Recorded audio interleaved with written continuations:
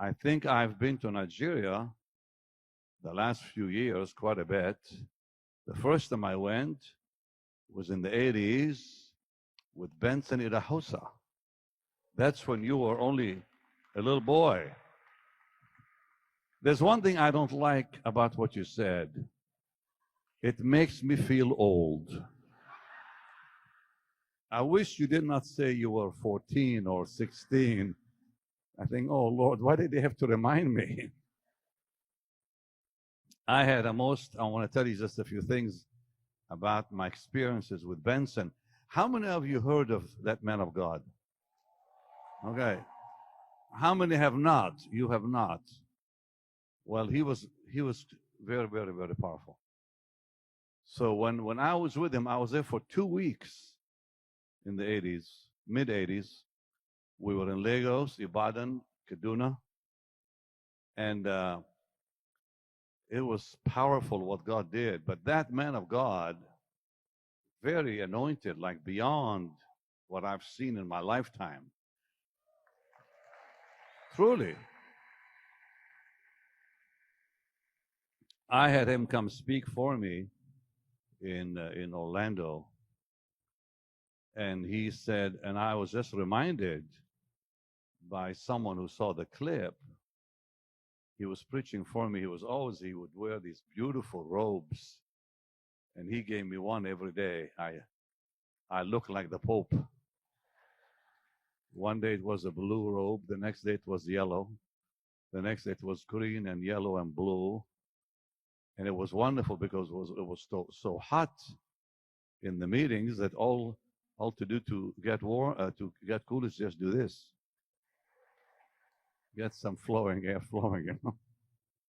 But Oral told me this now. I didn't see this part. But the president of Nigeria at the time had said to BENSON, he said, we need rain. We have not had rain. Now, Oral Roberts was with him that day in Nigeria. And he said to the president, you will have rain in 2 hours. It had not rained for months. He said, you will have rain in 2 hours. And Oral said it poured in 2 hours. You just don't see that. But that man, I will never forget. He prayed for a young man with asthma. We were sitting at what is called you were with me, a phone center, and the old things where you put all the plugs in the old-fashioned stuff, so you had to wait a little while before you got a call. So this young man comes and gets on his knees and says, Papa, I have asthma. And BENSON said, open your mouth, and he did. And I never seen this in my life. He slapped that man. He says, you're healed. And he just slapped him like hard. Wham! And guess what? The asthma was gone. That was the first time I ever saw a man slap anybody and they got healed. Wow. But anyways, he was bold in the Lord. But the most amazing thing we saw with him, Jim, come here a second. You were there. They probably won't even believe this one.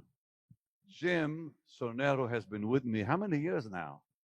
December will be 37 years. He's a saint, this man. So we are flying to Kaduna. We get to the airport, and how many of us were together with him? 10 of us, or maybe more. He gets to the airport. Now, nobody has a ticket. Not one of us has a ticket. He gets to the airport. He stops the plane from flying out to Kaduna. A plane was ready to take off, full of passengers. He goes to the pilot. He says, you're not going anywhere. And he kicks all the passengers off the plane. Huh? He said, you, go. And they went. And they all went. He kicked them all off the plane. He says to us, come on, take the first class cabin. So we filled the first class cabin. And then he goes down, and there's a line of people had been kicked off by him. And he says, you go, you go, you go, you go, you go. And they fill the plane. Then he says, you go home.